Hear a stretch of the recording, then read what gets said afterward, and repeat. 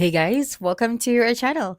In this video, you will learn on how to connect Wix domain to Google Workspace.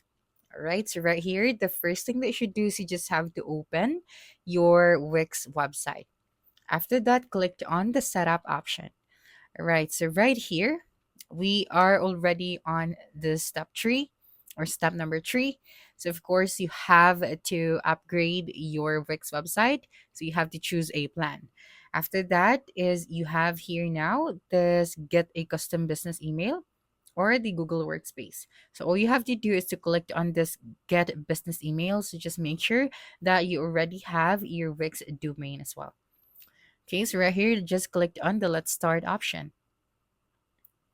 Okay, so just wait for a couple of seconds and now you can choose custom addresses for users so you can always change these later when you set up your account. So we can also skip this part. Okay. And then after that, you just have to choose your plan right here. As you can see, we have the plus, the standard, and the starter.